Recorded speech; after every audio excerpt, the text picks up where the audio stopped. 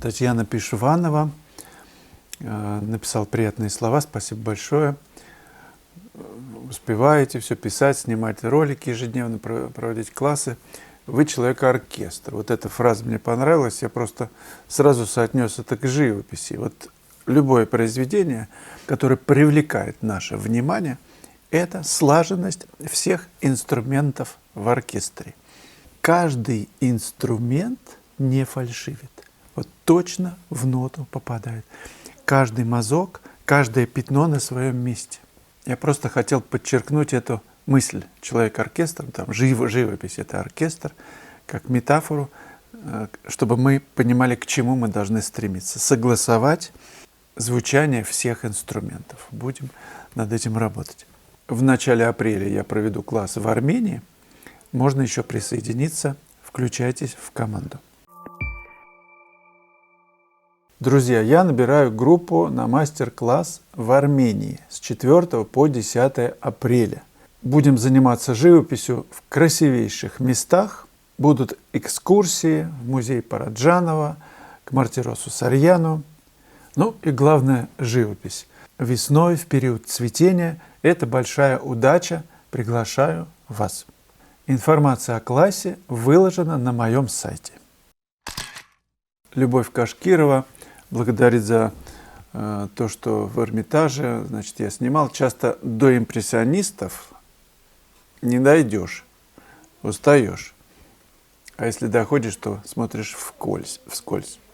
Если мы примерно знаем, что в Эрмитаже нас интересует, нужно сразу туда идти, не оставлять на потом. Это ж не прогулка по пляжу, вдоль берега пляжа, туда-сюда. Эрмитаж включает в себя коллекцию. Кто-то подсчитал, что если посмотреть, постоять у каждого произведения по 30 секунд, то это займет 4 года.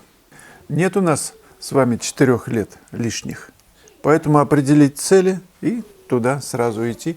Ну, помните, как Пикассо приезжал, чтобы посмотреть одну картину «Возвращение блудного сына» Рембрандта. И провел около нее там часа полтора, по-моему, и все, вернулся назад. Это в том случае, если картина для тебя как дверь в какой-то мир, который для тебя важен, проникновение туда, да, погружение в этот мир для тебя важен. Тогда художник трудится над работой, может быть, даже несколько лет, и он заслуживает того, чтобы провести 30 секунд около его произведения, может быть, даже больше. Ну, как кто чувствует. Ирина Зубленко, спасибо за урок. С простого пейзажа такая красота. Я давно замечал, еще, наверное, такой с юности, с детства, что красота находится не в вычурности, не в обилии каких-то деталей, а в том, как согласованы, как взаимосвязи. Вот связи, они интересные, гармоничные или нет, откликаются они или нет внутри. И пятна работают. Бывает таким образом, что это вот проникает, ты не можешь отойти от работы. А сюжет простой. Ну, снег какой-нибудь там, блик солнца, света на снегу, деревья, ну, обычная история. Это из той области, что не важно, что ты пишешь, а важно как.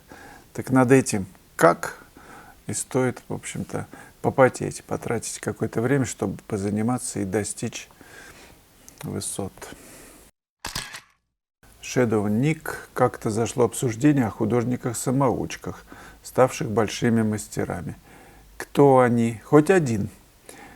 Слышал, как самоучками называли Ван Гога, ну еще перечисляются другие. Но у них на поверку, оказывается, есть либо альма-матер, хотя бы по касательному, либо были учителя с именем. Полагаю, надо быть истинным гением, чтобы остаться самоучкой в полном смысле слова, и при этом вырасти до уровня мастера. Да нет, я не уверен, что гений. Просто это трудолюбие.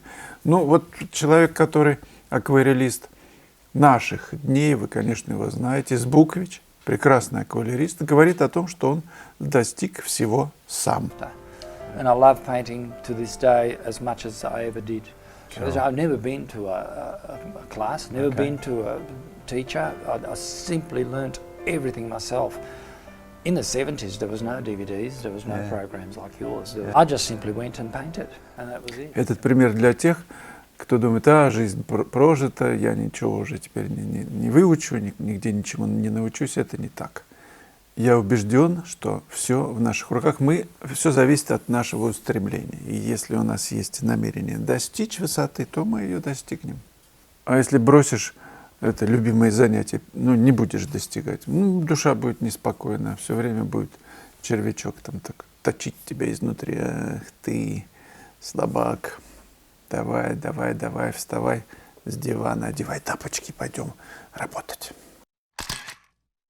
Ирина Власенко, а вот вы бы посвятили целое видео работе над картиной с вашими пояснениями. Как вы краску набираете, какие тона подбираете, сам процесс. Я думаю, многим было бы интересно. На моем сайте есть бесплатные уроки, и более 50 платных, где то, о чем вы говорите, есть.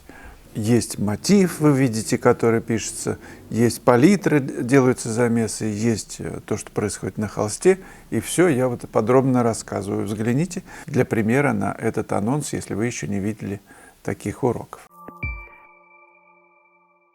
Площадь, освещенная солнцем, кафе, зонтики, люди ходят, люди сидят за столиками. По свету лучше ударять большой кисточкой.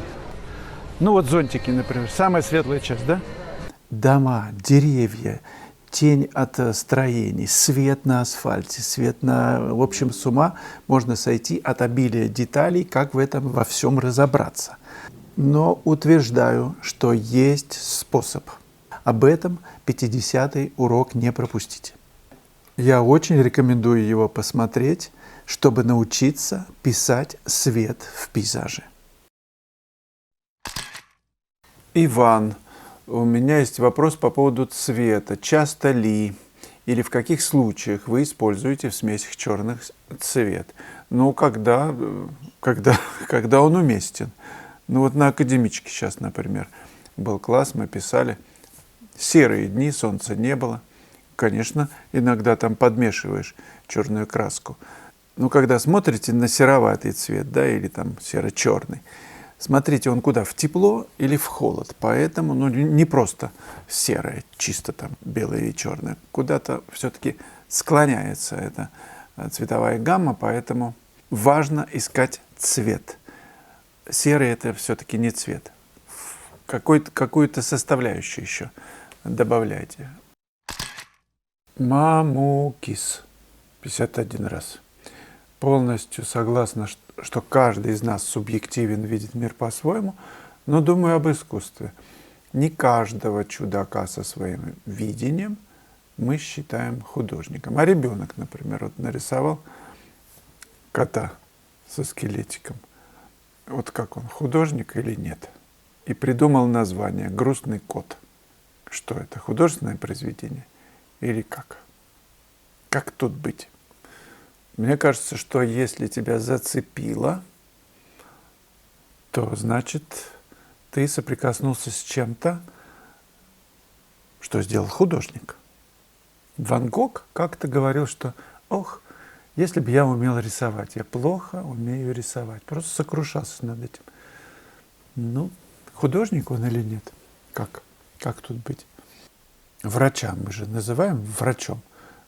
Хотя нужно огромное здоровье, чтобы выжить у врача. Да? Не каждый врач вообще лечит. Совсем далеко не каждый. Один мой знакомый, врач, сказал своему сыну: дружок, когда у нас тут началось, может быть, несколько лет назад, укомплектовывание, урезание всяческих медицинских учреждений, объединений в одно, в общем, какая-то такая чертовня. И этот врач сыну сказал, что так болеть нельзя. Занимайся спортом, следи за питанием. В общем, болеть в нашей стране категорически.